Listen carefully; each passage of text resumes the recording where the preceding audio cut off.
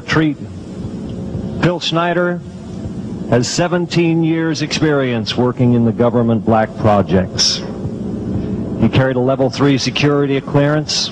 He's a former government geologist and engineer in the black projects, underground bases at areas 51, S4, and Los Alamos. He's going to expand your mind here this morning.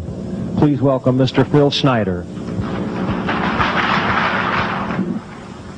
I'm Phil Schneider. I spent 17 years in black budget programs, government geologist, as engineer, structural engineer with aerospace applications, self-taught metallurgist, became kind of famous in my own right. I basically would have a set of notes here, but they're unavailable in all this melee. Up here I have different artifacts explaining some of them are alien metals that have been produced both on this planet and the confines of outer space that are now used in all stealth aircraft. All stealth aircraft, for instance, all black jets, what you're seeing of black helicopters and the like, the skins and the coatings and the residues that are used predominantly in the aircraft themselves, in the airframes and the rotor blades and the fans, and in some cases in submarines, special titanium hulls, in the Phoenix class submarines now. All this has come from alien technology. 1947 is what the public has been told. Something crashed in the backyard in New Mexico, a place called Roswell, New Mexico. Unfortunately, that's what the public's been told. The military's known about the alien question for the better part of 70 years, and they first saw their glimpse of what was going on as early as 1909 in the American Southwest. Now, Army cavalry evidently were chasing some bandits, and they entered this cave. They were holed up in a cave, and what they found in there was flying discs and little gray guys and all kinds of weird things, and they didn't know how to explain that, and they wrote them down as best they could, and it's been in secret archives ever since. And it's up down by the Truth or Consequences area of New Mexico. Well, the alien thing is more than just what I'd call a non-visible threat. We on the surface, first of all information dealing with alien or alien reproduced technology or alien reproduced vehicles or any other kinds of things well hidden from the American public. Our black budget, for instance, garners $1.023 trillion every 2 years. It's over $500 billion a year. Right now, there are 131 active deep underground military bases in the United States.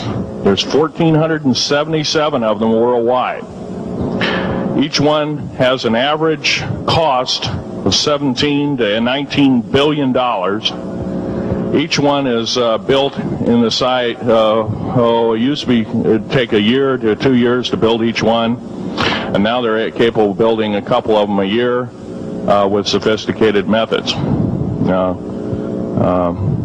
My colleague Al Bielik has actually been on some of the high-speed railways, the magneto-leviton trains that connect all the deep underground military bases within the United States. He's been on a Mach 2 train and floats off of a single rail at 3/4 of an inch off the rail, and is what you'd call high tech. We have nothing like this on the surface. The public basically has been totally lied to. We're considered stupid or even moronic in some cases. It's got to stop. If we're going to gain our country back, we must, and I repeat, must instill in our public officials, anybody that goes and does public service, they must tell us the truth. And if they cannot do this, then they must be impeached, or they must be removed from office. If this cannot occur, if the truth cannot totally come out, there are reasons for secrecy, for instance, but if the truth cannot totally come out, what's the use in us having anything called freedom? Okay, now I have pictures here that I'm going to show you during the break in artifacts, and I ask you to kind of look at them but not handle them. I have actual crashed retriever metal from Roswell, New Mexico. It's given to me when I was 14 years old. For instance, I've got other things. I've got pieces of this piece of titanium, a special titanium alloy made for everything from the original SR-71 Blackberry. That's old hat now. F-117As, they're old hat now. They're making a whole new class of hypersonic above Mach 5 aircraft that employ extremely modern charged particle beam weapons. They don't even use lasers anymore. Computer enhanced imaging radar, although it's used in helicopters for public surveillance, computer enhanced imaging radar, and in satellite technology. The brand new kid on the block is a kind of infrared technology where a satellite 150,000 miles out in a geosynchronous orbit, or not quite geosynchronous orbit, but these spy satellites can literally look in and see a dime on the floor, say on your kitchen floor. They have a resolution factor of 99.999961. This particular piece of metal, I'm going to drop it on the floor here, it'll kind of ring like a bell.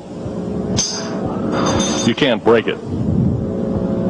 Withstand temperatures in excess of 7,500 degrees Fahrenheit. It has niobium in it. It also has mironite in it, element 123. Yeah, please do. It's in a non-crystalline form. This is just kind of a dripping out of the main crucible.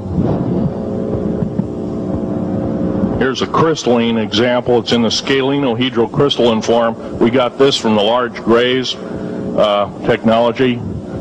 This is grown in the confines of outer space, which has not quite a super vacuum, but by the way, this is capable of withstanding temperatures in excess of 10,000 degrees Fahrenheit. It's great for certain parts of aircraft. This kind of material I work with on a daily basis. Up here we have a transparency of